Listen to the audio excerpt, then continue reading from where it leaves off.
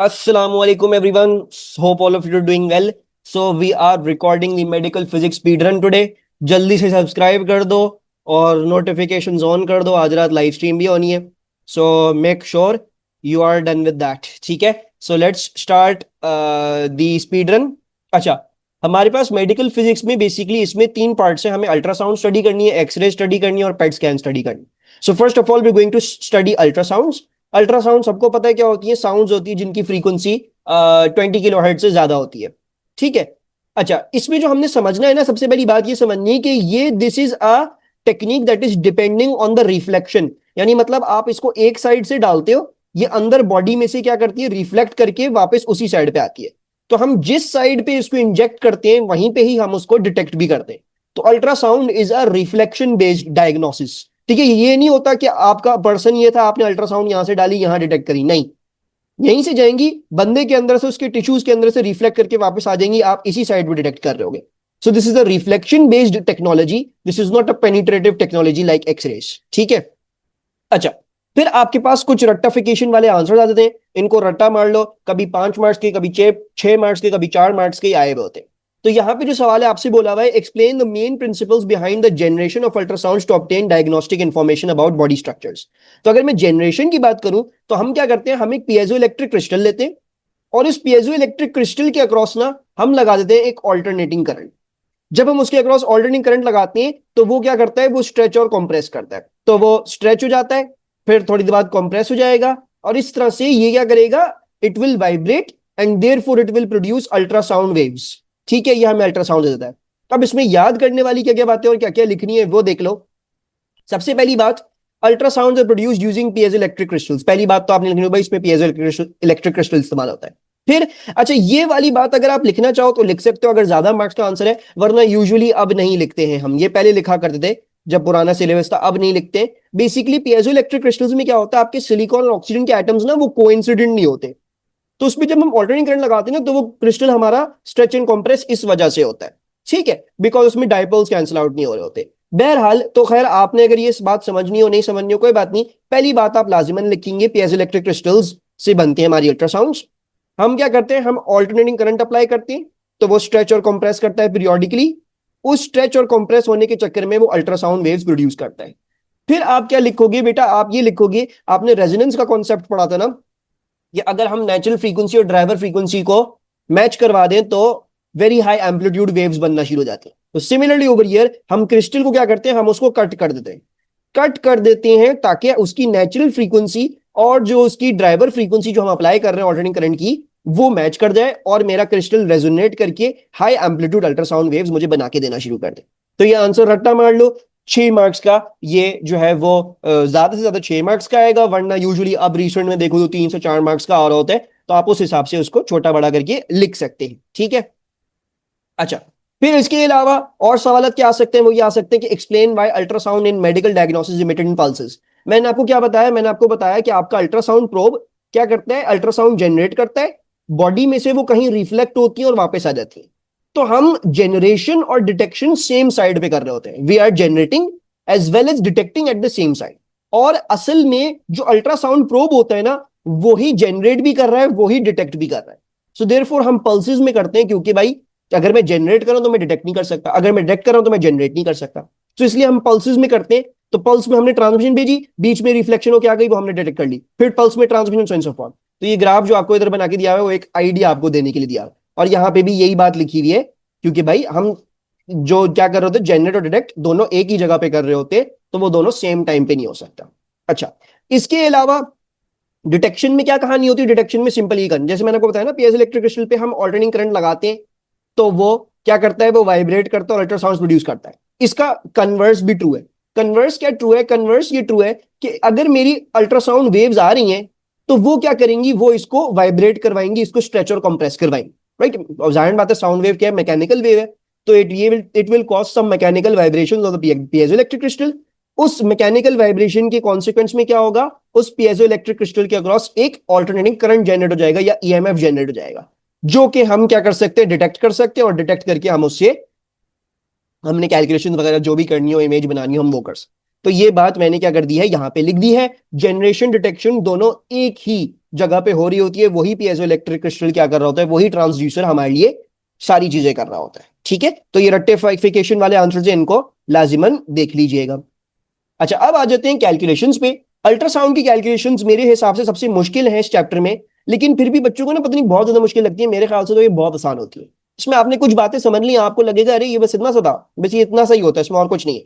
तो सबसे पहली बात आपने समझनी है कि जब भी हमारी अल्ट्रासाउंड किसी मीडियम के थ्रू ट्रेवल करेगी तो वो अटेनुएट करेगी इन दैट मीडियम, और वो फॉलो करेगी एक डिके इक्वेशन जिसको हम I equals to I naught E की पावर माइनस म्यू एक्स कहते हैं। I is the final intensity, I naught is the initial intensity, mu is the linear absorption coefficient of the tissue, ये आपको दे दिया जाएगा।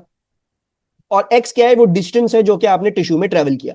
Once again, जैसे मैंने आपसे रिडक्टिविटी में बात करी थी कि एक्सपोनेंशियल के कोई पावर्स नहीं, कोई यूनिट नहीं हो सकते, पावर के कोई यूनिट नहीं होने चाहिए एक्सपोनेंशियल के। सो देयरफॉर जो भी म्यू का यूनिट हो वो एक्स का यूनिट हो, ताकि एक दूसरे को ये कैंसिल आउट कर ले। अगर म्यू सेंटीमीटर में है तो एक्स भी सेंटीमीटर में हो, इसी तरह ही आपके पास चीज चल रही हो, मिसमैच ना हो इसके। अच्छा, इसमें से हमें ज्यादातर जो मोस्ट इंपॉर्टेंट चीज होती है ना, वो ये होती है कि आप ये बात समझ लो, अगर मैं आई को डिवाइड बाय आई नॉट कर दूं ना, तो ये ई की पावर म्यू एक्स बन जाएगा, माइनस म्यू एक्स बन जाएगा। This is the factor of attenuation. यानी मतलब इस बात का मतलब क्या है, फैक्टर ऑफ अटेन्युएशन तो नहीं बोलेंगे इसको, इसको हम क्या बोलेंगे, इसको हम बोलेंगे फैक्टर लेफ्ट आफ्टर अटेन्युएशन, इस तरह से बोल लेते हैं। ठीक है जी, अटेन्युएशन यानी अटेन्युएशन होने के बाद आपके पास कितनी वेव आ रही है अभी भी।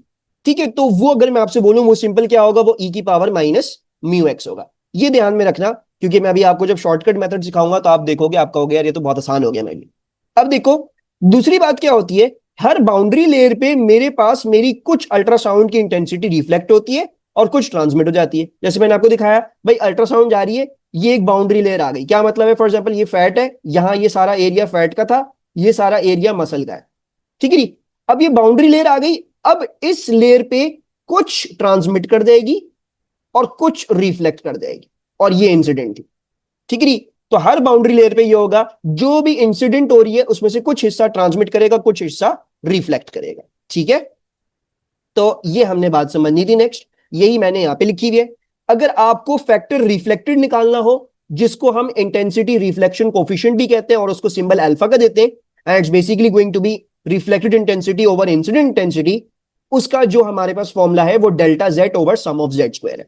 ठीक है जी, आप ऊपर क्या ले लें, डिफरेंस इन जेड ले लें, नीचे क्या ले लें, सम ऑफ जेड ले लें। ये डिफरेंस इन जेड क्या है, फलाना ढिमका, ये अभी थोड़ी देर में समझ में आ जाएगा, अभी मैं आपको एक्सप्लेन करता हूं। और अगर मैं आपको निकालना हो फैक्टर ट्रांसमिटेड, तो आप पहले अल्फा वर्कआउट कर लें और वन में से अल्फा सब्ट्रैक्ट कर लें। जाहिर बात है, सबको पता है एक रेशियो की वैल्यू, एक प्रॉपर फ्रैक्शन की वैल्यू हमेशा 0 से 1 के बीच में होती है। तो reflection will be opposite of transmission. तो अगर आपको इसका कन्वर्स निकालना है तो आपने रिफ्लेक्शन वाले को क्या कर लिया, 1 में से सब्ट्रैक्ट कर लिया, तो आपको ट्रांसमिटेड वाला मिल जाएगा। तो ये सिंपल सी बात। अच्छा, अब ये जो Z होते हैं, ये क्या होते हैं, Z is known as the specific acoustic impedance. ठीक है जी, it is simply the product of the density of the medium into the speed of sound in that medium. बस उस मीडियम की डेंसिटी और उसकी उस मीडियम में जो स्पीड ऑफ साउंड है उसको मल्टीप्लाई कर दो। बहुत कॉमन डेफिनेशन है, काफी दफा आ जाती है, इसको याद कर लीजिएगा। और इसका फॉर्मूला जो है आपके पास सिंपली बस ये है। सही है, अब बात समझो, बेसिकली क्या है, आपको इस तरीके से तो कुछ केस सिनेरियो दी होगी, ये आपका फैट है, ये आपका मसल है। ठीक है, आपको फैट की जेड बताई हुई है, मसल की जेड बताई हुई है। ठीक है जी, अब आप क्या कर लोगे, आप ऊपर फैट और मसल के जेड को सब्ट्रैक्ट कर लोगे और नीचे फैट और मसल के जेड को क्या कर लोगे, ऐड कर लोगे और होल स्क्वायर कर दोगे, तो इंटेंसिटी रिफ्लेक्शन कोएफिशिएंट मिल जाएगा। सिंपल। ठीक है जी, तो ये हम इस तरीके से इस्तेमाल करेंगे, अभी क्वेश्चन भी करेंगे तो आपको सब कुछ समझ में आ जाएगा। बाकी ये एक चीज लिखी हुई है कि भाई देखो, जो इंटेंसिटी आ रही है वही फिर रिफ्लेक्ट और ट्रांसमिट होगी, इसके अलावा और कोई चीज नहीं है। यानी अगर मैं रिफ्लेक्ट और ट्रांसमिट वाली प्लस कर लूं तो वो इंटेंसिटी इनिशियल इंटेंसिटी के बराबर होना चाहिए है। ठीक है, कोई और थर्ड केस सिनेरियो नहीं, कोई लॉसेस वॉसेस नहीं है। सही है, तो ये एक ऐसी कभी कभार एग्जामिनर आपसे पूछ लेता है कि मुझे एक क्वेश्चन दे दो कैसे चीजें रिलेट हो रही हैं, तो आपने ये लिख देनी है। इसका कोई एज सच कोई खास फायदा नहीं है हमें कैलकुलेशन के एतबार से। ठीक है, हम इसको कैलकुलेशन का इस्तेमाल नहीं करते। अब देखो, कंसिडर द डायग्राम बिलो। हमारे पास फैट है, फिर मसल है, फिर फैट है। ठीक है जी, हमने क्या किया है, हमने फैट के अंदर एक अल्ट्रासाउंड की इंटेंसिटी छोड़ दी है आई नॉट। सही है जी, पहले क्या होगा, अच्छा पहले तो हम देखेंगे क्वेश्चन क्या है। दूसरी बात क्या है, आपको जो है वो कैलकुलेशन करने के लिए कुछ डाटा प्रोवाइड है। Jet of fat, jet of muscle, mu of fat, mu of muscle. Mu कहां पे इस्तेमाल होंगे? डिके इक्वेशन में, और जेड का इस्तेमाल होंगे इंटेंसिटी रिफ्लेक्शन कोफिशिएंट निकालने। ठीक है, अब calculate in terms of I not the intensity received back after reflection from first boundary layer. क्या बोल रहे हैं आपसे?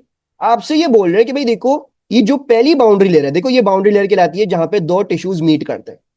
ये जो पहली बाउंड्री लेयर है बेटा, आपने क्या निकालना है? आपने इसका इंटेंसिटी रिफ्लेक्शन, सॉरी, आपने ये निकालना है कि पहली बाउंड्री लेयर पे से जो रिफ्लेक्ट करके मुझे वापस मिल रही है वो कितनी इंटेंसिटी मिल रही है। सही है। अब देखो, पहले तो आपने समझना होगा कि होगा क्या अगर पहली बाउंड्री लेयर की बात हो रही है, उधर से रिफ्लेक्ट करके वापस आ रही है, तो क्या क्या होगा। देखो, पहले तो ये होगा कि आप सबसे पहले अटेनुएट करोगे इन 3 सेंटीमीटर ऑफ फैट। पहले तो आप फैट को ट्रेवर्स कर रहे हो ना, पहले आप फैट में से 3 सेंटीमीटर ट्रेवल करके फैट और मसल की बाउंड्री तक पहुंचोगे। तो पहली चीज क्या होगी बेटा? पहली चीज होगी, मैं 1 सॉल्व कर रहा हूं और मैं अपना पूल बनाता हूं। पहली चीज मेरे पास क्या हो रही है? मेरे पास जो है वो 1 is basically attenuation in 3 centimetre of fat. जब भी मैं मीडियम में से ट्रेवल करूंगा तो मेरे पास मेरी डिके इक्वेशन लगेगी, अटेन्युएशन हो। सो attenuation in 3 centimetre of fat. फिर क्या होगा? अब उन्होंने बोला भाई भाई पहली बाउंड्री लेयर से रिफ्लेक्ट हो जाए, तो इसका मतलब क्या है? मुझे अब इससे आगे नहीं जाना, अभी फिलहाल इधर से ही रिफ्लेक्ट होगा। तो what is going to happen is some of the intensity is going to get reflected. तो ये सेकंड चीज हो गई।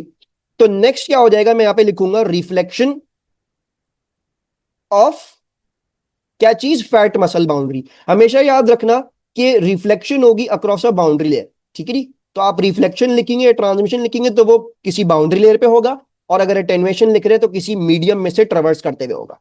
सही है, तो रिफ्लेक्शन हो गई। अब क्या होगा? ये इंटेंसिटी वापस से आपके पास आपके प्रोब पे पहुंच जाएगी, और उन्होंने यही बोला था, यही कैलकुलेट करना है कितनी वापस मिल रही है after reflection from first boundary layer. तो तीसरी चीज क्या हो गई? तीसरी चीज दोबारा से मैं 3 सेंटीमीटर ऑफ फैट में क्या कर रहा हूं? अटेन्युएट कर रहा हूं। जाहिर बात है, एक जाने का 3 सेंटीमीटर, एक आने का वापस से। तो मैं क्या कर सकता हूं? तो मैं ये कर सकता हूं बेटा कि जो है वो मैंने ऑलरेडी लिखा हुआ है, मैं दोबारा नहीं लिखूंगा, मैं इसको मल्टीप्लाइड बाय 2 कर लूं। मतलब ये 2 दफा हुआ। ठीक है, x2 हुआ। सही है। अच्छा, अब मैं क्या कर लूंगा? अब मैं इसकी कैलकुलेशन कर लूंगा। कैलकुलेशन कैसे करेंगे? देखो, अटेन्युएशन का फैक्टर क्या होता है? ई की पावर माइनस म्यू एक्स, है ना? तो आपने ये लिख दिया। सही है जी। अब ई तो ई आ गया, म्यू किसका लेंगे? म्यू लेंगे फैट का, क्योंकि फैट में अटेन्युएट कर रहे हैं। तो फैट का म्यू क्या हो गया? 3 मीटर, 3 पर मीटर हो गया। सो -3, और लेंथ क्या है एक्स की? 3 सेंटीमीटर। अब देखो, ये मीटर में ये सेंटीमीटर में मिसमैच है, दोनों के यूनिट सेम रखने आपने। ठीक है, तो मैं इसको भी क्या कर लूंगा? मीटर में कन्वर्ट कर लूंगा। 3 सेंटीमीटर को मीटर में कर दिया। सो 3 × 10⁻⁻², कर दिया मैंने। ठीक है, मैंने ये यहां पे ये लिख दिया। सही है। अच्छा, ये हो गया। अब दूसरा देखो, इस 2 का क्या करेंगे? इस 2 का जो आया आपके पास, आप इसको स्क्वायर कर दो। अगर कोई चीज मल्टीप्लाइड बाय 2 हो रही है, आप उसके फैक्टर को क्या कर दोगे? उतनी पावर से रेस कर दोगे। अगर 3 होता तो क्यूब कर देते, अगर 4 होता तो फिर पावर 4 कर देते। इस तरीके से क्या कर लोगे? आप अपनी कैलकुलेशन कर लोगे। सिंपल। आपने देखना है, आपने पहले अपना पूल बनाना है। पूल बना लिया। अब अटेन्युएशन है तो उसका मतलब डिके इक्वेशन का फैक्टर लगेगा। डिके इक्वेशन का फैक्टर लिखा, ई की पावर माइनस म्यू, म्यू किसका? फैट का आ गया, और एक्स जो है वो जो भी डिस्टेंस था वो ट्रेवल किया वो ले लो, और ये कितनी दफा? 2 दफा हुआ, तो स्क्वायर कर दो उसको। फिर reflection of fat muscle boundary, ये कितनी दफा हो रहा है? ये एक ही दफा हो रहा है ना, तो इसको एक ही दफा करना होगा। रिफ्लेक्शन कैसे निकालते हैं? अल्फा के थ्रू, राइट? और अल्फा कैसे निकलता है? अल्फा निकलता है delta z over sum of z whole square. ठीक है नी? तो आप पहले क्या कर लोगे? आप पहले अल्फा निकाल लोगे, क्योंकि ये 1 टाइम है तो मुझे मजीद इसको स्क्वायर, मतलब मुझे अल्फा का स्क्वायर लेने की जरूरत है। मैं सिर्फ एक ही दफा अल्फा ले रहा हूं, अल्फा की पावर 1 ले रहा हूं। तो पहले मैं ये कैलकुलेट करता हूं अल्फा। अल्फा क्या आ गया? या एक काम करते हैं, हमने इसको पहले ऊपर ही कैलकुलेट कर लेते हैं। ठीक है, let's do that. I'm going to calculate the alpha over here. तो अल्फा क्या हो गया? डिफरेंस इन जेड, तो 1.70 into 10⁻6 minus 1.38 into 10⁻6 divided by 1.70 into 10⁻6 minus 1.38 into 10⁻6, और फिर ये क्या हो जाएगा? ये पूरा का पूरा आपका होल स्क्वायर हो जाएगा। ठीक है, तो अगर आप ये कैलकुलेशन कर लेते हो ना बेटा, तो आपको अल्फा की वैल्यू क्या मिल रही है? 0.01079। ठीक है, ये आपकी अल्फा की वैल्यू आ रही है। तो आपने क्या लिख लिया? आपने अल्फा ले लिया, और क्योंकि ये एक ही दफा है तो पावर 1, तो इसका मतलब है 0.01079 में एक ही दफा ले लूं बस। अब आपने क्या करना? आपने ये सारे फैक्टर निकाल लिए। अब आपने जब अपनी फाइनल डेंसिटी निकालने जा रहे हो, तो अपने आई नॉट को लो, और ये जितने भी फैक्टर निकाले हैं इससे मल्टीप्लाई कर डालो। Just multiplied with all of the factors. So E की power -3, 3 into 10⁻², and then whole squared and then into 0.01079। बस आपने क्या करना होगा, आपने बस ये चीज करनी है, दैट्स इट। और कोई आपने जो है वो इधर रॉकेट साइन लगानी, या आपका पहला पार्ट क्या हो गया, कैलकुलेट जाएगा। सो ये मेरे पास वैल्यू क्या आ रही है, I need to calculate this, E की power -9 into 10⁻², square into 0.01079. So I am getting 9.01 into 10 to the power -3 I naught. Simple. क्या लिखोगे, पहले पूल बनाओगे भाई क्या क्या हो रहा है, जो जितनी दफा हो रहा है उसके आगे x2 x1 जो भी हो रहा है वो लिखो। फिर अटेन्युएशन का फैक्टर क्या होता है, डिके इक्वेशन के थ्रू आता है, वो लिखोगे, दो दफा हुआ स्क्वायर कर दो। ये रिफ्लेक्शन का फैक्टर क्या होता है, इंटेंसिटी रिफ्लेक्शन कोफिशिएंट, वो लिखा, वो मैंने अलग से पहले ऊपर निकाल लिया, मैंने वो यहाँ पे लिखा। पावर एक ही दफा होता तो पावर वन लेके आखिर में क्या करना है, जो भी फैक्टर्स निकाले जो भी, उनको मल्टीप्लाई कर दो बाय आई नॉट। ठीक है जी, तो आपके पास आंसर आ जाएगा अपना। That is the easy PG तरीका ऑफ दिस। अब ये देखो, अब क्या बोला हुआ है, calculate in terms of I not intensity received after reflection from second boundary layer. अब ये बोल रहे हैं कि भाई देखो सेकंड बाउंड्री लेयर से जो इंटेंसिटी आ रही है वो निकाल। देखो ये पहले जाएगा, पहले ये चीज होगी, attenuation in 3 centimetre of fat होगा पहले। ठीक है जी, तो पहले तो मैं ये लिख लेता हूं, अब मैं दूसरा पार्ट सॉल्व करने जा रहा हूं। सो मैंने क्या लिखा, मैंने लिखा attenuation in 3 centimetre of fat. फिर क्या होगा, अब देखो मुझे सेकेंड बाउंड्री लेयर से रिफ्लेक्ट करके आना है, तो इसका मतलब ये मैं यहां पे अब रिफ्लेक्शन नहीं लूंगा, बल्कि मैं यहां पे अब ट्रांसमिशन लूंगा, मुझे इसको ट्रांसमिट करवाना है। तो जो सेकेंड चीज होगी, सेकेंड चीज यहां लिख लेते हैं, सेकेंड चीज क्या होगी, I will write transmission across, कौन सी बाउंड्री है, फैट और मसल की बाउंड्री है, इन दोनों के आपस के बीच की बाउंड्री है, transmission across fat muscle boundary. फिर क्या हो रहा है, ट्रांसमिट कर गई, अब ये मसल में अटेन्युएट करेगी, जाहिर बात है मसल में अब 4 सेंटीमीटर ट्रैवल करेगी, इस बाउंड्री लेयर तक आएगी, सेकंड बाउंड्री लेयर तक। तो अब मैं क्या लिखूंगा, मैं लिखूंगा attenuation in 4 centimetre of muscle. ठीक है, इसको लेबल भी कर लेते हैं, 3 लिख रहा हूं। So I am going to write attenuation in 4 centimetre of muscle, ये लिख लिया। अब क्या होगा, अब देखो सेकंड बाउंड्री लेयर पे मुझे रिफ्लेक्ट करवाना है, ठीक है, मुझे रिफ्लेक्शन करवानी है सेकंड बाउंड्री लेयर पे, तो मैं सेकंड बाउंड्री लेयर पे रिफ्लेक्ट करवा दूंगा, तो अब ये रिफ्लेक्ट होगा। यानी चौथी चीज क्या लूंगा, अब मैं रिफ्लेक्शन कोफिशिएंट लूंगा, right, reflection of fat muscle boundary. देखो दोबारा से फैट और मसल की बाउंड्री है, तो जो मैंने अल्फा निकाला हुआ वही इस्तेमाल हो जाएगा। ठीक है, so I will do that, reflection across fat muscle boundary, ये हो गया। ठीक है जी, ये हो गया, रिफ्लेक्ट कर गई। अब क्या होगा, अब दोबारा से मसल ट्रैवल करेगी 4 centimetre, it will travel muscle again for 4 centimetres. तो ये क्या हो जाएगा, ये मेरा पार्ट 5 हो जाएगा। यानी बेसिकली मैं क्या कर लूंगा, जो मैंने ऑलरेडी लिखा हुआ है इसी को मैं क्या कर लूंगा, मल्टीप्लाइड बाय 2 कर लूंगा। सही है, फिर यहां पे क्या होगा, दोबारा से मुझे ट्रांसमिट करनी पड़ेगी ये बाउंड्री, मुझे दोबारा से इस बाउंड्री के थ्रू जाना पड़ेगा, है ना, क्योंकि जाहिर बात है बाउंड्री के या तो थ्रू जाओगे या तो रिफ्लेक्ट हो जाओगे, तो मुझे अभी वापस से अपनी उस पे आना है, तो मुझे इसके थ्रू जाना पड़ेगा दोबारा, यानी दोबारा से मुझे ट्रांसमिशन अप्लाई करनी पड़ेगी, तो मैं इसको भी मल्टीप्लाइड बाय 2 कर लूं। फिर क्या हो रहा है, फिर फाइनली एक दफा मैंने जब ट्रांसमिट कर लिया, ठीक है जी, तो ये 6 हो गया था, और देन फाइनली 7, मैं दोबारा से मसल के अंदर 3 सेंटीमीटर के लिए अटेन्युएट करूंगा, तो मैंने इसको इंटू 2 कर लिया। सही है, अब फैक्टर्स लिखो जल्दी जल्दी। ये क्या हो जाएगा, ई की पावर -μx, तो क्या है, ई म्यू क्या है फैट का, फैट का म्यू है 3। ठीक है जी, तो -3 and then 3 centimetre of fat है, तो मैं इसको जैसे मैंने पहले कन्वर्जन के थ्रू निकाला था, क्योंकि मुझे यूनिट सेम रखने में वही करूंगा, और कितनी दफा हो रहा है, 2 दफा हो रहा है, तो स्क्वायर कर लिया। सही है, ये मेरे पास आ गई।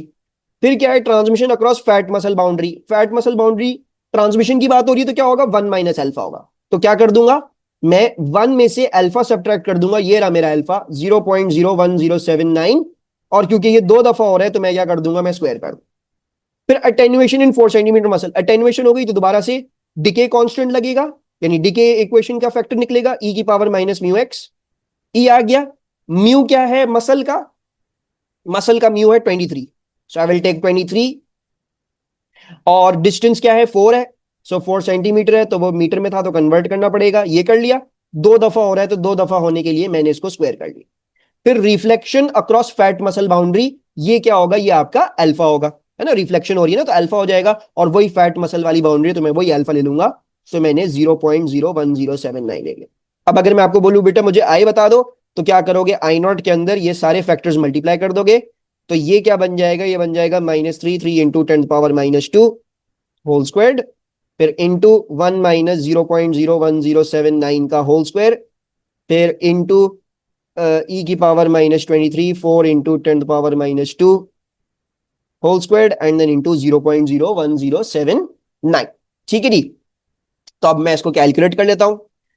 So let's do this, e⁻⁻9 into 10⁻² squared into 1 - 0.01079 squared into -23 4 into 10⁻² squared and then into 0.01079। तो मेरे पास वैल्यू क्या आ रही है, मेरे पास मेरी आई की वैल्यू आ रही है 1.4 इंटू 10⁻³ आई नॉट। ठीक है, तो ये इस तरीके से क्या कर सकते हैं, आप अपनी कैलकुलेशंस यहां पे परफॉर्म कर सकते हैं। अच्छा, मैंने एक सेकंड में ऊपर वाला आंसर जरा दोबारा से चेक कर लूं, just for the safe side,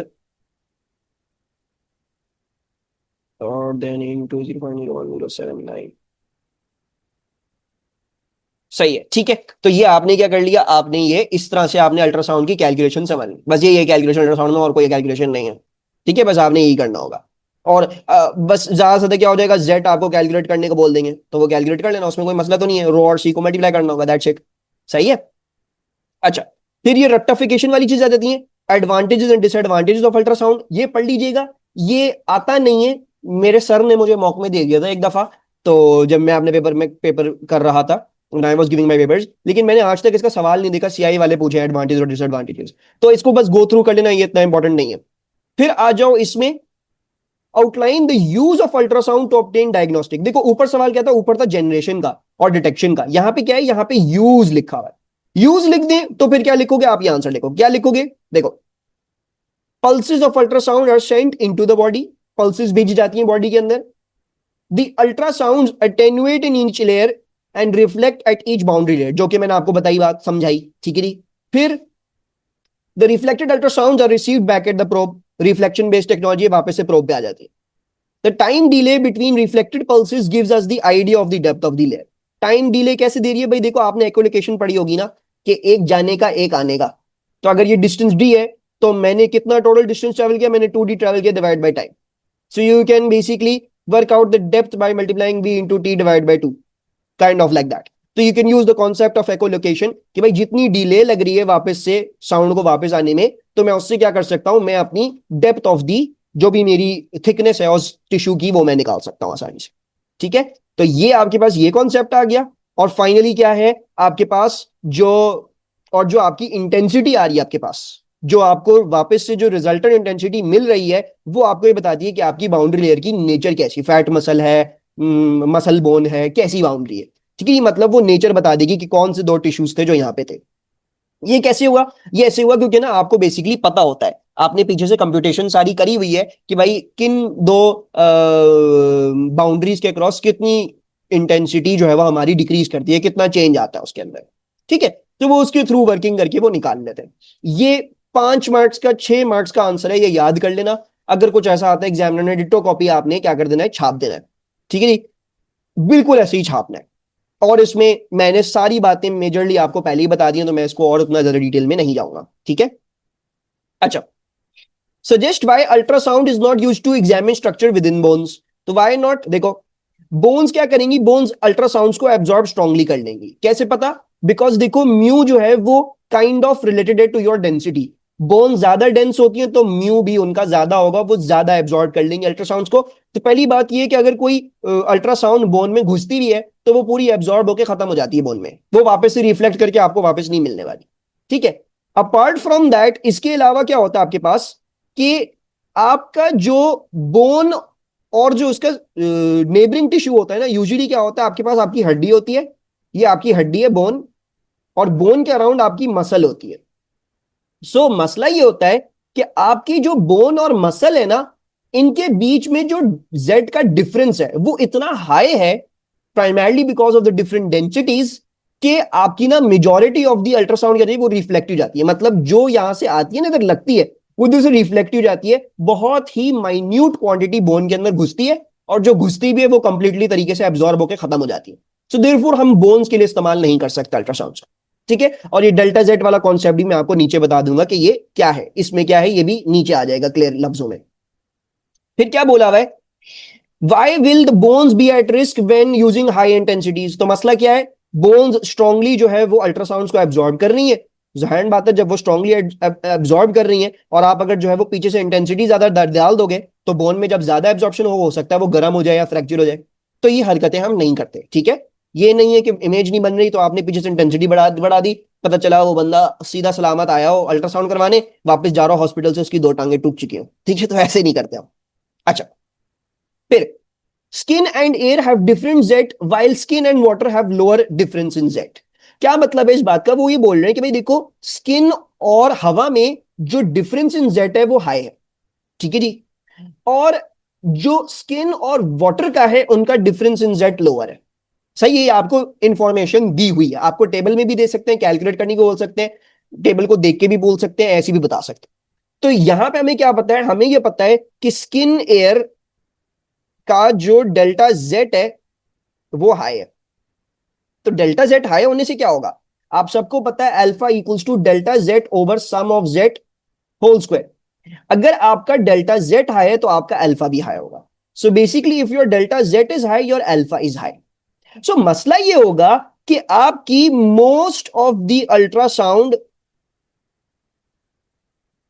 will be reflected, because alpha क्या बताता है आपको, अल्फा ये बताता है कि भाई आपकी कितनी फ्रैक्शन रिफ्लेक्ट कर रहा है। अगर अल्फा बहुत ज्यादा हाई है, 1 के करीब आ रहा है, if it is close to 1, then it will tell you that majority आपकी रिफ्लेक्ट हो गई। तो जब भी आपने देखा होगा कि आप जब अल्ट्रासाउंड करवाने गए होंगे, ठीक है जी, तो आपने देखा होगा वो आपके जहां भी अल्ट्रासाउंड ले रहे हैं पहले वो एक जेल लगाते हैं, दे अप्लाई अ जेल। और वो जेल क्यों लगाते हैं, वो बेसिकली पानी की जेल होती है, it is a water gel. और वाटर और स्किन की जो हमारी ये है ना डिफरेंस इन जेट है, वो एक्चुअली छोटा है, वो इतना बड़ा नहीं होता। तो इसकी वजह से आपका अल्फा छोटा आता है। So therefore most of the ultrasound transmits into the body. और हम यही चाह रहे हैं ना भाई, अगर हम अल्ट्रासाउंड भेज रहे हैं बॉडी में और उसमें से आधी से ज्यादा पहले ही रिफ्लेक्ट होकर बाहर निकल के आ गई, तो मैं क्या करूंगा उस अल्ट्रासाउंड का, मतलब कुछ अंदर गया ही नहीं कि जो अंदर से आके मुझे बाहर आके बताएगा कि भाई क्या इंफॉर्मेशन मिली है। तो therefore we use a water skin boundary, हम वाटरी जेल लगा देते हैं ताकि जो है वो अल्ट्रासाउंड अच्छे तरीके से अंदर जाए। और फिर जो है वो जायंट बातें जब अंदर ज्यादा जाएंगी तो फिर बाहर भी ऑब्वियसली फिर उसको इस इंफॉर्मेशन को पार्स करना और उसको देखना और उसको समझना वो ज्यादा आसान होगा, क्योंकि वो इंटेंसिटी ऑटोमेटिकली वापस बढ़ के आएगी ना। इधर क्या होगा, इधर बहुत ही थोड़ी सी अंदर जाएगी और वो थोड़ी सी अंदर इतनी अटेन्यूएट और इतनी रिफ्लेक्ट होके और ट्रांसमिट होके खत्म हो जाएगी कि आप जब उसको दोबारा डिटेक्ट करने जाएंगे ना, तो वो इतना माइन्यूट सिग्नल आ रहा होगा आप उसका सेंस नहीं बना सकते। लेकिन इसमें अब जब आपने ट्रांसमिशन ही ज्यादा करवा दी, जो जो सिग्नल रिफ्लेक्ट होके अटेन्युएट करके सब चीजें करके वापस आएगा, उसकी इंटेंसिटी फिर भी इतनी हाई होगी कि आप क्या कर सकते हो, उसको फिर प्रॉपर्ली डिटेक्ट कर सकते हैं। ठीक है, so this is the reason why we use a water skin boundary, watery gel हम इसलिए लगाते हैं। अच्छा, next portion of medical physics is X-rays. X-rays क्या होती हैं, they are high energy electromagnetic radiation. कैसे पता हाई एनर्जी, बिकॉज देखो एक्सरेज की वेवलेंथ आपने याद करी थी एएस में 10⁻⁸ से 10⁻11 होती है। So if the lambda is small, so therefore the energy will be higher. आपने क्वांटम फिजिक्स में ऑलरेडी ये फॉर्मूला देख लिया है, E equals to H C over lambda, right, you already know that. So जो है वो ये आपको पता है। अब एक्सरे की सबसे पहली जो बात होगी वो हम प्रोडक्शन पे करेंगे। अच्छा, वैसे तो इसको बहुत डिटेल में पढ़ाया जा सकता है और मैंने जो प्लेलिस्ट में कवर किया है वो बहुत डिटेल में ही कवर किया है, लेकिन कोर्स में जो है ना बस ये लिखा हुआ है बच्चों को डायरेक्ट इलेक्ट्रॉन बॉम्बार्डमेंट होना चाहिए और ये पता होना चाहिए कि मिनिमम वेवलेंथ जो प्रोड्यूस हो रही है वो उसकी कैसे निकालेंगे वैल्यू। बाकी सब हटा दिए, तो इसलिए मैंने इस पीडीएफ में नहीं करा वो क्या कहते हैं, सब इतनी सारी डिटेल नहीं लिखी हुई रिगार्डिंग दी एक्सरेज, हालांकि थोड़ा सा बिगर पोर्शन है ये ऑफ दैट। तो मेरा नहीं ख्याल वो कल आएगा, और मैंने इतने सालों से पास पेपर देख रहा हूं तो नहीं आ रही वो चीज, लेकिन फिर भी मैं अपने बच्चों को पढ़ाता हूं और मैंने उनको बताया है कि भाई ये पढ़ के ही जाना है, क्योंकि we are not really sure कि what do they mean by direct electron bombardment, उनको कितना डिटेल में जाना है। ठीक है, सो बट खैर मैं आपको बस बेयर मिनिमम करवा रहा हूं रिगार्डिंग द रिवीजन, जो इस रिवीजन वीडियो के लिए ओके होगा, इनफ होगा। अच्छा, हम इसमें जो कॉन्सेप्ट इस्तेमाल करते हैं एक्सरे प्रोडक्शन में, वो हम ये इस्तेमाल करते हैं कि जब भी हमारे चार्जेस एक्सेलरेट कर रहे होते हैं ना बेटा, तो दे प्रोड्यूस इलेक्ट्रोमैग्नेटिक रेडिएशन। तो हम करते क्या है, हम इलेक्ट्रॉन को पकड़ते हैं, इलेक्ट्रॉन को एक्सेलरेट करते हैं थ्रू अ पोटेंशियल डिफरेंस। ठीक है, ये बात यहां पे लिखी है, हम इलेक्ट्रॉन को एक्सेलरेट करते हैं थ्रू अ पोटेंशियल डिफरेंस। उसको हम एक्सेलरेट करते हैं और उसको हम बम्बार्ड कर देते हैं, यानी बेसिकली रख के मार देते हैं एक टंगस्टन के मेटल टारगेट पे, जहां पे वो एक्सेलरेट करते हैं। ठीक है, एक्सेलरेट क्यों करेंगे, एक जस्ट आइडिया देने के लिए, भाई टंगस्टन का न्यूक्लियस ये होगा ना, this will be A tungsten nucleus. अब जब इलेक्ट्रॉन इसके करीब से जाएगा, अगर वो अट्रैक्ट हो रहा हो तो वो घुमा देगा उसको, the nucleus will attract it and change the direction of that electron, उसको खींच लेगा। तो वो इलेक्ट्रॉन इस दौरान, जाहिर बात है, जब हमारा डायरेक्शन चेंज होता है तो हमारी एक्सेलरेशन प्रोड्यूस होती है, velocity, acceleration is rate of change of velocity. अगर वेलोसिटी का डायरेक्शन भी चेंज हो रहा है तो एक्सेलरेट कर रहे हैं हम, तो ये एक्सेलरेशन प्रोड्यूस हो गई, तो इसके कॉन्सिक्वेंस में क्या होता है, एक एक्सरे का फोटोन रिलीज हो जाता है। ठीक है, तो ये बेसिकली आपके पास एक्सरे प्रोडक्शन की क्या है, थ्योरी है। फिर यहां पे सवाल क्या पूछा जा सकता है आपसे, वो ये पूछा जा सकता है कि why is there a minimum wavelength produced and how can we calculate it. So minimum wavelength basically क्या होता है, जब मैं एक्सरे का जो प्रोड्यूस हो रहा है स्पेक्ट्रम उसको देखता हूं ना, तो वो कुछ ऐसा आता है, it is having a sharp minimum wavelength, और बाकी वो कंटिन्यूस स्पेक्ट्रम होता है। तो ये आपसे पूछा जाता है कि यार ये जो मिनिमम वेवलेंथ है ये क्यों आती है, और इसकी वैल्यू कैसे निकलेगी इस मिनिमम वेवलेंथ। तो पहले तो देख लो मिनिमम वेवलेंथ क्यों आ रही है, देखो the minimum wavelength of photon and hence the maximum energy photon. ये कैसे पता उसकी मैक्सिमम एनर्जी होगी, E equals to H C over lambda. जिसकी वेवलेंथ सबसे छोटी है उसका मतलब ये उसकी एनर्जी सबसे ज्यादा है। तो ये वो फोटोन है जिसके पास मैक्सिमम एनर्जी थी। ये कहां से आया, ये तब प्रोड्यूस होगा जब fastest travelling electron completely stop हो जाएगा या कंप्लीटली अपनी काइनेटिक एनर्जी एक सिंगल कोलिजन इवेंट में लूज कर देगा, और वो सारी की सारी एनर्जी एक सिंगल फोटोन को दे देगा। तो आपने ये रटना है और यही बात लिख के आनी है कि जब फास्टेस्ट मूविंग इलेक्ट्रॉन एक सिंगुलर कोलिजन इवेंट में अपनी सारी की सारी एनर्जी जो है वो लूज कर देता है और एक सिंगल फोटोन को दे देता है, तो उस कॉन्सिक्वेंस में हमारे पास मिनिमम वेवलेंथ वाला फोटोन प्रोड्यूस होता है। ठीक है जी, ये बहुत इंपॉर्टेंट है सिंगल फोटोन, क्योंकि ऐसा हो सकता है कि इलेक्ट्रॉन जब एक्सेलरेट कर रहा हो तो वो जो है वो 2-3 फोटोन रिलीज करे, जब 2-3 करेगा तो ऑटोमेटिकली वो एनर्जी बढ़ जाएगी। It's very important that it should be a singular photon that gets all of this energy, तभी उसके पास फिर मैक्सिमम एनर्जी आ रही होगी। ठीक है, एंड देन आपको बोले बेटा इसकी कैलकुलेशन करके बता दो, और इसकी कैलकुलेशन आ जाती है, उसको दिमाग में रखिएगा।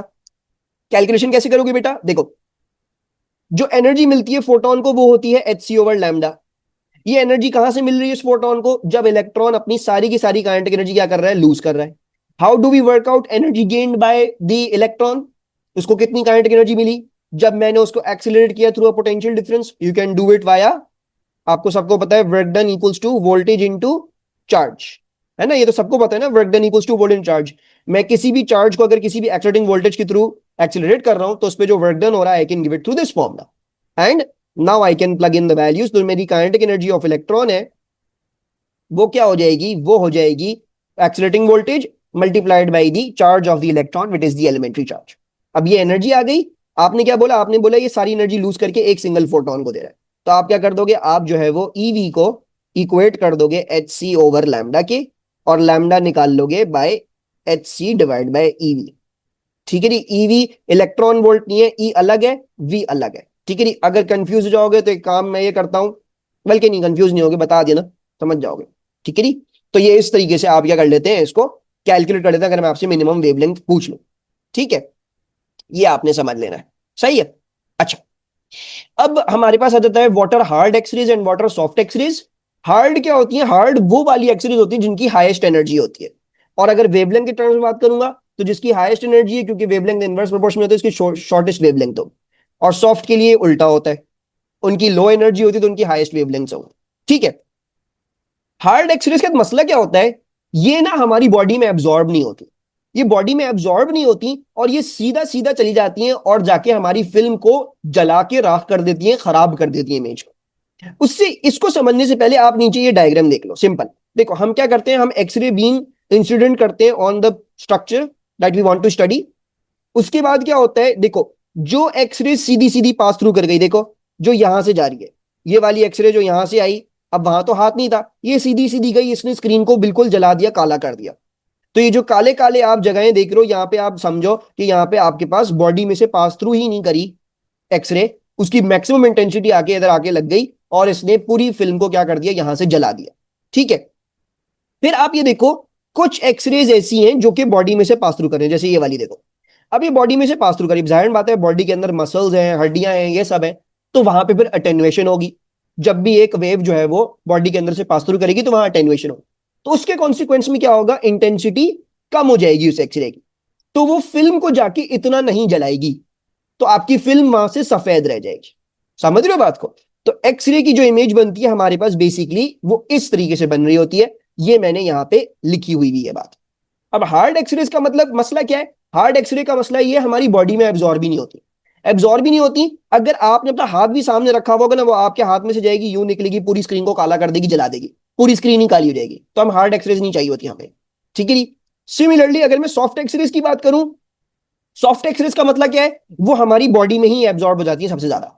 तो इससे मसला क्या होगा भाई, कैंसर की पेशेंट चांसेस बढ़ जाएंगे, पेशेंट की डोजेज बढ़ जाएगी। डोजेज क्या है, डोजेज ये होती है कि एक दिन में कितना आप बंदे के ऊपर रेडिएशन जो है वो हार्मफुल रेडिएशन इंसिडेंट कर सकते हो। तो अगर आपने जो है वो बहुत ज्यादा सॉफ्ट एक्सरेज मार दी, उसकी डोजेज एक्सीड कर जाएगी, वो कैंसर के चांस उसको होने के ज्यादा हो जाएंगे। सो देयरफॉर हम सॉफ्ट एक्सरेज भी इस्तेमाल नहीं करते, हम इन दोनों के बीच की इस्तेमाल करते हैं, हार्ड और सॉफ्ट की बीच की ऑप्टिमम एक्सरेज। ठीक है, तो ये बात भी आपने समझनी है। अब then there is a concept known as contrast. Contrast क्या होता है, ये देख रहे हो, आपका यहां से पूरी स्क्रीन काली है लेकिन यहां से स्क्रीन सफेद है, तो आप बोलोगे यार कॉन्ट्रास्ट अच्छा है, देखो कितना क्लियरली दिख रहा है, काला काला और सफेद सफेद। दूसरा आप ये देखो, आप मसल्स और बोन्स के बीच में भी देख सकते हो, बोन देखो कितनी क्लियरली दिख रही है और मसल देखो कितनी क्लियरली दिख रही है, हम बोलेंगे यार ये गुड कॉन्ट्रास्ट है, क्योंकि देखो यहां पे ब्लैकनिंग ज्यादा हुई हुई है, यहां पे ब्लैकनिंग कम हुई हुई है। So there is a greater difference in the degrees of blackening, यानी there is good contrast in the image. So this is the concept of contrast. अब हम कुछ कैलकुलेशंस कर लेते हैं। अच्छा, एक्सरेज की सबसे अच्छी बात यह है कि एक्सरेज की कैलकुलेशंस अल्ट्रासाउंड से बहुत आसान है, आपको सिर्फ डीके इक्वेशन लगानी है और कुछ नहीं करना। ठीक है जी। दूसरी बात क्या है, ये पेनिट्रेटिव मेडिकल डायग्नोसिस टेक्निक है। पेनिट्रेटिव का मतलब क्या है, आप एक साइड से घुसाएंगे, वो एक्सरे पूरी ट्रेवल करती हुई जाएगी और दूसरी साइड पे डिटेक्ट होगी। पेनिट्रेशन का मतलब ये, अल्ट्रासाउंड क्या थी, यहां से जा रही रिफ्लेक्ट करके वापस आ रही, यहीं पे डिटेक्ट होगी। एक्सरे ऐसी नहीं है, एक्सरे बॉडी में से आर पार हो जाएगी, दूसरी साइड पे जाके आप उसको डिटेक्ट कर रहे होगे। ठीक है, तो they given you a question, a model of a thumb is shown. ये आपको थंब का मॉडल क्या कर दिया गया है, शो कर दिया गया है। इस थंब में क्या है, इस थंब में देखो ये वाला जो हिस्सा है ये सॉफ्ट टिश्यू है, 2.8 सेंटीमीटर का मेरे पास सॉफ्ट टिश्यू है, और मेरे पास इस थंब के बीच में यहां पे हड्डी है, bone, which is of 1.3 centimetre. ठीक है, तो ये एक मॉडल ऑफ द थंब है। Calculate I in terms of I naught when X-ray passes only through 2.8 centimetre of soft tissue. तो वो कह रहे हैं कि यार देखो, जब एक्सरे जो है वो सिर्फ यहां से पास थ्रू कर रही है 2.8 सेंटीमीटर ऑफ सॉफ्ट टिश्यू से, यहां से, बोन से नहीं गुजरी, तो कह रहे हैं intensity in terms of I not निकाल दो। एक्सरे की सबसे अच्छी बात क्या है, यहां पे सिर्फ डीके इक्वेशन लगेगी, क्योंकि हम सीधा ट्रांसमिट कर रहे हैं, ऑपोजिट साइड पे डिटेक्ट कर रहे हैं। So I will use I equals to I naught E की पावर माइनस म्यू एक्स। सही है। अच्छा, मैंने जो है वो आपको यहाँ पे म्यूज प्रोवाइड नहीं किए, मैं म्यूज प्रोवाइड कर देता हूँ जल्दी से, एक second. I forgot to write the mus. यहां पे लिख देता हूं, म्यू ऑफ बोन इज 3 पर centimetre and mu of soft tissue is 0.9 पर सेंटीमीटर। ठीक है, 0.90 पर सेंटीमीटर है। एक सेकेंड, जबरदस्ती जल्दी जल्दी करने में खराब कर रहा हूं, रुको। म्यू ऑफ बोन क्या है, 3.0 पर सेंटीमीटर, और जो है वो म्यू ऑफ सॉफ्ट टिश्यू क्या है, वो है 0.90 पर सेंटीमीटर। ठीक है, तो आपने बस डीके इक्वेशन लगानी है। देखो अभी फिलहाल हम सॉफ्ट टिश्यू की बात करें, सो सॉफ्ट टिश्यू में से पास थ्रू करें। So I will take I naught E की पावर म्यू क्या हो जाएगा, माइनस म्यू, मैं सॉफ्ट टिश्यू का ले लूंगा 0.90, सो माइनस 0.90 पर सेंटीमीटर में, लेकिन मेरी वाई लेंथ भी सेंटीमीटर में, तो दोनों के यूनिट्स सेम है, तो देयरफॉर मुझे कोई कन्वर्जन की जरूरत नहीं है, मैं सीधा सीधा 2.8 मल्टीप्लाई कर सकता हूं, क्योंकि वो यूनिट्स कैंसिल आउट हो जाएंगे, मेरा काम बन जाएगा। So this is coming out to be I is equals to 0.080 I naught. ये हमारे पास ये वैल्यू आ गई। ठीक है, simple easy peasy straightforward ultrasound का भी बच्चा है ये, जिसमें बस डी के इक्वेशन लगानी। अब ये देखो, calculate I in terms of I naught when X-ray passes through soft tissue and bone bone. अब ये बोल रहे हैं कि जब एक्सरे यहां से गुजरे, सॉफ्ट टिश्यू में से भी जाए बोन में से भी जाए, तो आपने निकालना। अब कैसे करोगे, देखो सबसे पहले ये देखो कि आप जो है वो 1.3 सेंटीमीटर ऑफ बोन में से जाओगे तो सॉफ्ट टिश्यू कितना करोगे, क्या कहते हैं ट्रेवल, सॉफ्ट टिश्यू आप कर लोगे 2.8 माइनस 1.3, आप 1.5 ट्रेवल कर लोगे, यानी ये दोनों मिला के 1.5 है, अलग अलग बोलोगे तो अलग अलग 0.75 हो जाएंगे सेंटीमीटर। ठीक है जी। अलग अलग करने का कोई फायदा नहीं होता। आपको ये पता है कि भाई सॉफ्ट टिश्यू में मैंने 0.75 किया, फिर बाद में 0.75 कर रहा हूं, आप दोनों को एक ही दफा में ले लो, 1.5 ले लो, उससे कैलकुलेशन में कोई मसला नहीं बनता। आपने देखा भी था, मैंने आपको ऊपर करके भी दिखाया था कि वो क्या होता है, आप जो है वो मल्टीप्लाई कर रहे हैं हर चीज को। तो जब आप मल्टीप्लाई कर रहे हैं ना बेसिकली बेटा, तो वो इवेंचुअली खुद ही स्क्वायर हो जाएगा और खुद ही 2 मल्टीप्लाइड बाय 0.75 होके वो खुद ही क्या बन जाएगा, वो 1.5 बन जाएगा। तो अलग अलग भी हो रहा हो ना कोई चीज, जैसे अभी देखो सॉफ्ट टिश्यू 0.70 अलग अलग है, आप चाहो तो आप अलग अलग ले सकते हो, आप 0.7 पहले अलग ले लो, फिर 0.7 फिर अलग ले लो, लेकिन आप अगर इन दोनों को साथ भी ले लोगे तो भी आपकी कैलकुलेशन में कोई मिस्टेक नहीं हो। तो पार्ट 2 में कैसे करूंगा कैलकुलेट, अब मैं देखो, मैं पहले पूल बनाऊंगा। देखो मेरे पास पहले क्या होगा, मैं अटेन्युएट करूंगा 0.75 यहां पे, 0.75 यहां पे, यानी टोटल 1.5। तो attenuation in 1.5 centimetre of soft tissue, ये करूंगा मैं पहले, कितनी दफा करूंगा, एक ही दफा करूं, मैंने 1.5 एक ही दफा। अगर आप लिखते 0.75 तो आप फिर 0.75 को मल्टीप्लाई बाय 2 कर देते, ठीक है, वो भी आप कर सकते हो, उसका कोई मसले की बात नहीं, मैंने इस तरह लिख लिया। नंबर 2 क्या करोगे, अटेन्युएट करोगे 1.3 सेंटीमीटर ऑफ बोन के अंदर। इसमें सिर्फ अटेन्युएशन ही लेनी होती है, रिफ्लेक्शन वगैरह आप नहीं लोगे। तो attenuation in 1.3 centimetre of bone, कितनी दफा कर रहे हो काम, ये भी एक ही दफा कर रहे हो। अटेन्युएशन का फैक्टर कैसे निकलता है, ई की पावर माइनस म्यू एक्स है। सो ई की पावर माइनस म्यू एक्स निकाल लो। ई की पावर म्यू क्या है, पहले मैं सॉफ्ट टिश्यू की बात कर रहा हूं, तो मैं सॉफ्ट टिश्यू का म्यू ले लूंगा 0.90, और कितना सॉफ्ट टिश्यू है, 1.5 सेंटीमीटर का सॉफ्ट टिश्यू है, दोनों सेंटीमीटर में, तो कन्वर्जन की रिक्वायरमेंट मुझे नहीं है, वो यूनिट्स कैंसिल आउट हो जाएंगे। इधर भी यही करूंगा, ई की पावर माइनस म्यू, चूंकि अटेन्युएशन है, और ई की पावर माइनस मेरा म्यू ऑफ बोन क्या है, 3 है, 3 ले लिया मैंने, और बोन में कितनी देर अटेन्युएट कर रहा हूं, 1.3 सेंटीमीटर के लिए अटेन्युएट कर रहा हूं, तो वो मैंने मल्टीप्लाई कर लिया, वंस अगेन कोई कन्वर्जन की रिक्वायरमेंट नहीं। तो ये मेरे पास आ गया। अब आप कैसे निकाल देते अपनी इंटेंसिटी, आप अपनी आई नॉट लो और जितने भी फैक्टर्स आपने निकाले उनको उससे मल्टीप्लाई कर लो। सो ई की पावर माइनस 0.90 इंटू 1.5 इंटू ई की पावर माइनस 3 1.3। कैलकुलेशन करने का तरीका वही है, एग्जैक्ट वही है, बस फर्क ये है कि अब यहाँ पे रिफ्लेक्शन ट्रांसमिशन ये सारी कहानी नहीं है। आप बिल्कुल वैसे ही करो, फैक्टर्स निकालो और करो, बस रिफ्लेक्शन और ट्रांसमिशन आनी नहीं, बाकी सब कुछ सेम है। ठीक है, तो आपके पास यहां पे जो आई की वैल्यू आ रही है वो आ रही है 0.0052 आई नॉट। अब आपसे क्या पूछेंगे, वो आपसे ये पूछेंगे will there be good contrast. तो क्या आपके ख्याल में गुड कॉन्ट्रास्ट होगा, देखो हमारा जब सिर्फ सॉफ्ट टिश्यू में से ट्रैवल कर रहा था तो इतनी इंटेंसिटी आ रही थी, और जब दोनों में से ट्रैवल कर रहा है तो इतनी इंटेंसिटी आ रही है। मेरे ख्याल से गुड कॉन्ट्रास्ट होगा, क्योंकि आप देखो इसमें पूरा एक डेसिमल प्लेस का फर्क है, तकरीबन 10 के फैक्टर का फर्क है, राइट, देयर इज अ 10 का फैक्टर का फर्क। So I can write that yes there will be good contrast. ठीक है, और उसका रीजन लिख दूंगा, yes there will be good contrast as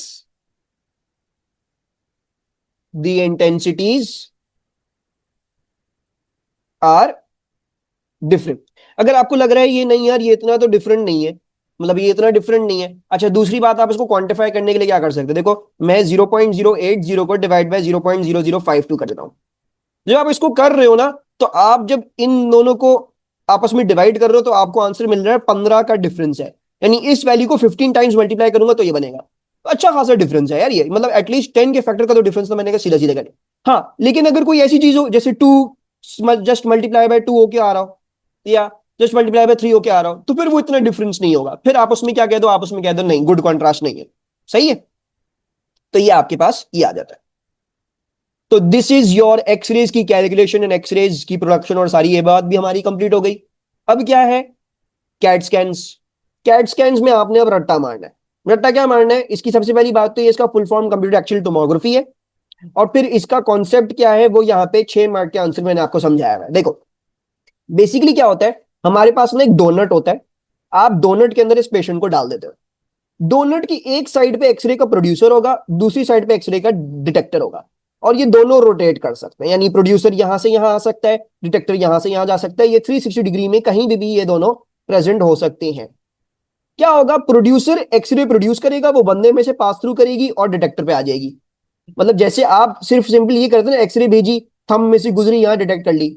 अब आप क्या कर रहे हो, अब आप डिटेक्टर और स्कैनर को मूव कर जा रहे हो, तो आप यहां से भी करोगे, यहां पे भी डिटेक्ट करोगे, यहां से भी करोगे, यहां पे भी डिटेक्ट करोगे, and then so and so forth. आप पूरे 360 डिग्री की डायरेक्शन में हर जगह से एक्सरे भेज के आप जो है वो हर दूसरी तरफ क्या कर लोगे, डिटेक्टर के थ्रू स्कैन कर लोगे कि भाई मेरे पास कितनी इंटेंसिटी ऑफ एक्सरे आ रही है। समझे बात को? यानी बस फर्क ये कि अब आपकी मशीन घूम सकती है, आपका प्रोड्यूसर और डिटेक्टर घूम सकता है, तो आप 360 फुल कवरेज क्या कर सकते हो, 360 डिग्री फुल कवरेज आप ले सकते। तो ये देखो क्या लिखा हुआ है, X-rays are taken at multiple angles of a slice. ये बात समझाई। The X-rays are processed and a 2D image of the slice is generated. ठीक है जी, ये हो गया। The process is repeated for multiple slices across the patient's body. फिर क्या करेंगे आप, अब पेशेंट का तो अभी तो मुंह था ना यहाँ पे, अब ये मुंह डिटेक्टर होता, आप क्या करते हैं, आप पेशेंट को अंदर भेज दें, और तो हो सकता है इसका सीना आ जाए डिटेक्टर के अंदर, यानी उस रिंग के अंदर, तो अब वो सीना डिटेक्ट होना शुरू हो जाएगा। सिंपल यही बात है। फिर रिपीट हो गया, all of the 2D slices are combined to form a 3D image. A lot of computing power is required to generate this image. This image can be rotated and seen from different angles on a screen. ये 6 mark का answer याद कर लोगे, जिंदगी आसान हो जाएगी, अपनी तरफ से कोई इंप्रोवाइजेशन आपको करने की जरूरत नहीं हो। और मैंने आपको कॉन्सेप्ट समझा दिया, बाकी तो ये इंग्लिश लिखी हुई, इंग्लिश भी इतनी प्लेन लिखी हुई, आप खुद ही समझ जाओगे इन सब बातों का मतलब क्या है। ठीक है, अच्छा। Then these are the advantage and disadvantages. Once again ये आई नहीं है इतने सालों में, पढ़ लेना एक नजर, ठीक है जी। और मेरा नहीं ख्याल ये आएगा। अच्छा, अब हम आ जाते हैं पेट स्कैन्स पे। अच्छा, पेट स्कैन्स का सवाल जो है वो इतने टाइम से नहीं आया, आई हैव अ फीलिंग कि कल पेट स्कैन आ रहा है, कि आई हैव अ हंच, ठीक है, कंफर्म नहीं है, लेकिन मेरे ख्याल से कल पेट स्कैन का सवाल होगा। बहरहाल, पेट स्कैन क्या होता है, PET stands for positron emission tomography.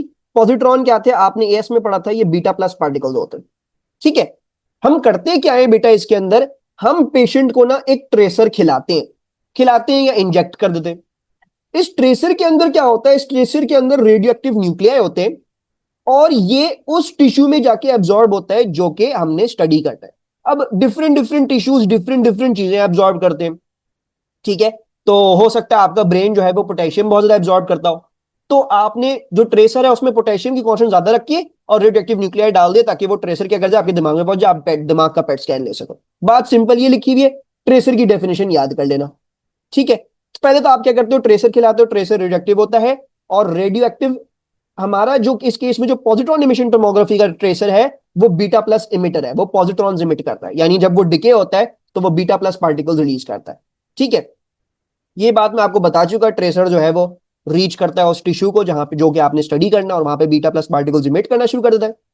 अब जाहिर बात है, जब बीटा प्लस पार्टिकल्स इमिट होंगे, हमारी बॉडी के अंदर ऑलरेडी इलेक्ट्रॉन्स तो होते हैं, और beta plus and beta minus are basically antimatter matter counterparts of each other, है ना, यानी एक दूसरे का नेम बदल है। और जब भी ऐसा होता है, जब बीटा प्लस और बीटा माइनस करीब करीब आ जाए, तो what happens, annihilation takes place. What is annihilation, simply ये होगा, आपका बीटा प्लस पार्टिकल और आपका beta minus particle completely react together करके एक दूसरे को तबाह बर्बाद कर डालेंगे, और इनकी सारा का सारा जो मास होगा ना, वो एनर्जी के अंदर कन्वर्ट हो जाएगा। ठीक है, क्योंकि बेसिकली पॉजिट्रॉन क्या है, वो इलेक्ट्रॉन ही होता है, मास उतना ही होता है, सब कुछ वही होता है, बस चार्ज ऑपोजिट होता है। चार्ज भी वही होता है 1.6 इंटू 10⁻19, बस फर्क क्या होता है, प्लस में होता है, इलेक्ट्रॉन का नेगेटिव में होता है। तो एंटी मैटर मैटर जब भी जो है वो आमने सामने आते हैं ना, तो एक दूसरे को तबाह बर्बाद करके अपने मास को एनर्जी में क्या कर देते हैं, कन्वर्ट कर देते हैं। ठीक है, और उस प्रोसेस में 2 गामा फोटॉन्स क्या होते हैं, रिलीज होते हैं बेटा। ठीक है, 2 गामा फोटॉन्स आर रिलीज। अब सबसे पहला सवाल यहां पे आ सकता है कि total energy release in the reaction बता दें, तो वो कैसे निकालेंगे, using Einstein's mass energy equivalence, mc²। Energy मुझे निकालनी है, मास कितना होगा, देखो एक मेरा इलेक्ट्रॉन है, मास ऑफ इलेक्ट्रॉन क्या होता है, यहाँ पे आपके पास डेटा बुकलेट में लिखा हुआ था 9.11 इंटू 10⁻−31। मैंने आपको अभी बताया कि आपका जो पॉजिट्रॉन है वो भी इलेक्ट्रॉन ही है, बस फर्क क्या है, चार्ज का फर्क है। तो उसका मास भी वही है, यानी इन टोटल जो मेरा मास अनाइलेट होगा वो 2 टाइम्स दिस वैल्यू होगा, है ना। सो मैंने क्या कर लिया, 2 टाइम्स 9.11 इंटू 10 पावर -31 ले लिया। और फिर मैंने क्या कर दिया, इसको 3 इंटू 10 पावर 8 होल स्क्वायर से मल्टीप्लाई कर दिया to find out the total energy that will be released in this reaction. तो ये मेरे पास क्या आ गया, ये मेरे पास आ गया 1.64 इंटू 10 पावर -13 जूल्स। ठीक है, पेट स्कैन में और कोई अमाउंट ऑफ एनर्जी नहीं आ सकती, वो हमेशा इतनी ही होगी। ये याद करने की जरूरत नहीं है, लेकिन ये वैल्यू हमेशा यही आएगी क्योंकि अनाइलेशन में हमेशा मासेस यही ले जाएंगे और हमेशा वही इक्वेशन लगा के आप निकालेंगे। तो इतनी एनर्जी टोटल क्या हो जाएगी, रिलीज हो जाएगी आपके रिएक्शन में। फिर क्या है, अब the two gamma ray photons travel 180 degree opposite to each other and reach the scanner. सबसे पहला सवाल ये आना चाहिए वहां पे 180 डिग्री क्यों हो रहे हैं। देखो, आपका बीटा माइनस और बीटा पॉजिटिव ये दोनों क्या करते हैं, एक दूसरे को अनाइलेट करते हैं। ठीक है जी। अब ये इतनी हाई स्पीड पे ट्रैवल नहीं कर रहे होते, they travelling at relatively low speeds. तो compare to the gamma ray photons what we can say is we can say that the initial momentum is approximately zero, negligible है। और जब ये दोनों एक दूसरे को अनाइलेट करते हैं तो जो उस प्रोसेस में दो गामा फोटॉन्स रिलीज होते हैं, अब जाहिर बात है मोमेंटम कंजर्व होना चाहिए। अगर इनिशियल मोमेंटम जीरो था तो फाइनल मोमेंटम भी क्या होगा, जीरो होगा। तो अगर एक गामा रे फोटोन इस तरफ निकल रहा है तो दूसरे को लाजिमन जो है वो ऑपोजिट डायरेक्शन में निकलना पड़ेगा, ताकि on the basis of convention एक वेलोसिटी अगर नेगेटिव में आ रही है तो दूसरी पॉजिटिव में आ जाए, एक मोमेंटम पॉजिटिव में दूसरा नेगेटिव में, तो मेरा फाइनल मोमेंटम क्या हो जाएगा, जीरो हो जाएगा। तो 180 degree they are released because of the conservation of momentum. ठीक है, ये भी आपको पता होना चाहिए। Next, the time delay between the photons reaching allows us to pinpoint the location of annihilation. ठीक है, तो अच्छा पहली बात ये होती है कि ये जो बंदा होता है ना, हम इसको वंस अगेन एक डोनट शेप स्कैनर में डालते हैं। अब ये जो पूरा का पूरा डोनट होता है ना, ये पूरा का पूरा स्कैनर होता है। अब सपोज करते हैं इस बंदे के यहां पे अनाइलेशन हुई, यहां से आपका एक गामा रे फोटोन गया और यहां से एक गामा रे फोटोन गया।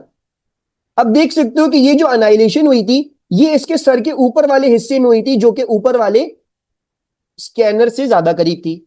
तो वो गामा रे फोटोन जल्दी पहुंच जाएगा, ये वाला गामा रे फोटोन थोड़ा देर से पहुंचेगा। सो देयरफॉर एक टाइम डिले होगी और उस टाइम डिले की बेसिस पे मैं एग्जैक्ट लोकेशन ऑफ एनाइलेशन क्या कर सकता हूं, पिन पॉइंट कर सकता हूं। फिर millions of readings and a lot of processing allows us to build the image of tracer concentration in the tissue। ये बात याद रखना कि यहां पे हम ट्रेसर कॉन्सेंट्रेशन की इमेज बनाते हैं। ठीक है, ट्रेसर कॉन्सेंट्रेशन इमेज बनाते हैं तो ऑटोमेटिकली वो हमारे पास एक फ्रूटफुल इमेज आ जाती है। आप इंटरनेट पे सर्च कर सकते हो पेट स्कैन कैसे दिखते हैं, they're kind of like a heat map की तरह दिखते हैं वो। सही है। अब यहाँ पे नेक्स्ट क्वेश्चन क्या आ सकता है, बेटा wavelength of each gamma ray photon निकाल दो। अब देखो हमारी टोटल एनर्जी रिलीज क्या थी बेटा, टोटल एनर्जी रिलीज थी आपने ऊपर निकाल ली थी 1.64 इंटू 10 पावर -13। ये टोटल एनर्जी रिलीज है ना। अब देखो मेरे पास क्या है, मेरे पास दो गामा रे फोटोन रिलीज हो रहे हैं।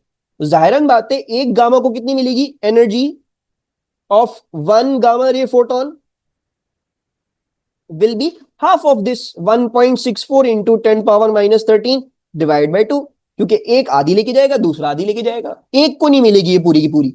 ये बात दिमाग में रखनी है। एंड देन वेवलेंथ निकालने के लिए क्या करते हैं, we know E equals to H C over lambda. So lambda निकालने के लिए आप क्या कर दोगे, एच सी ओवर ई कर दोगे। एच ले लो 6.63 इंटू 10 पावर -34, सी ले लो 3 इंटू 10 पावर 8,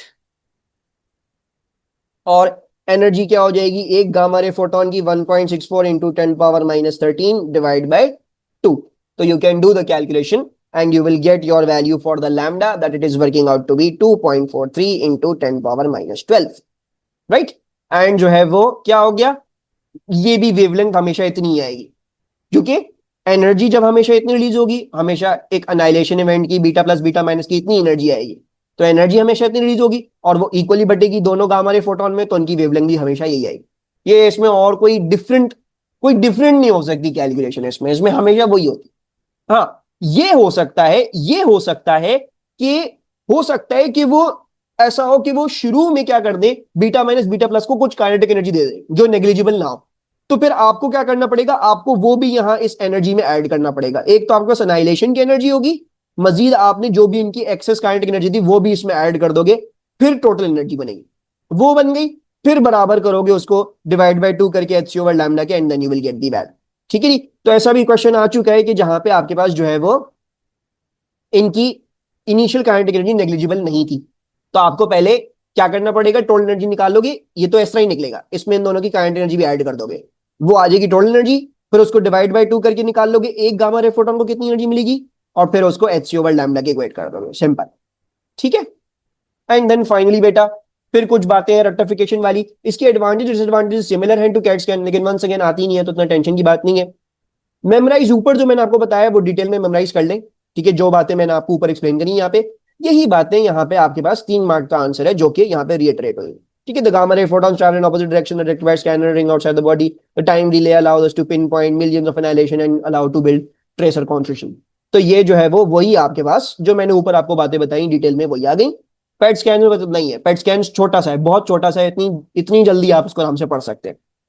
और बच्चे से मेरा नहीं ख्याल इसमें इतना परेशान होने की बात है, इसका सवाल भी आता तो आसान आता है। ठीक है, so that's it for medical physics. All the best for your exams. ठीक है जी, and I shall see you all later. अपना ख्याल रखिएगा, मुझे दुआ में याद रखिएगा। अल्लाह हाफिज। सब्सक्राइब कर दो भाई।